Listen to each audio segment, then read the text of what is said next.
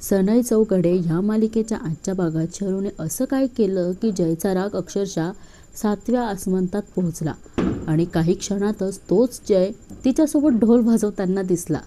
आज जय शरूला सांगतो की आपल्याला किर्लोस्कर यांच्यासोबत मीटिंग करायची आहे, लगेच कनेक्ट होऊया. पण दुसरीकडे शरूच्या मनात मात्र काहीतरी वेगळंच सुरू असतं.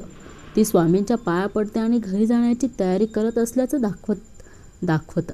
पण खरं कारण काही वेगळंच असतं. शरूला घरी जायचं नसतं, तर तिला ढोल वाजवण्याच्या प्रॅक्टिसला जायचं असतं.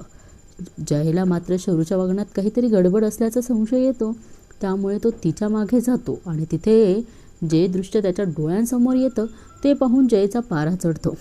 शरू चक्क ढोल वाजवण्याच्या प्रॅक्टिस करत असते.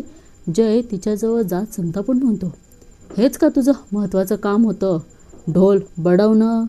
पण शरू ही काही गप्प बसत नाही. ती जयला सांगते की यात काय पावित्र्य आहेत ना, हे एकदा ढोल वाजवल्याशिवाय तुला कसं कळणार? आणि मग ती म्हणते की चला ढोल बडवा. पण खरी गंमत तर त्यानंतर सुरू होते. क्षणातच आपण पाहतो की जय स्वतः ढोल वाजवत असतो.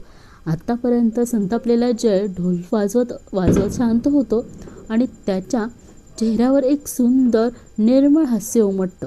म्हणजे शरूने जयचा राग शांत तर केलाच, पण त्याला तिच्या छोट्याशा आनंदात सामील करून घेतलं. जय शरूचा हा छोटासा पण मनाला भिडणारा क्षण तुम्हाला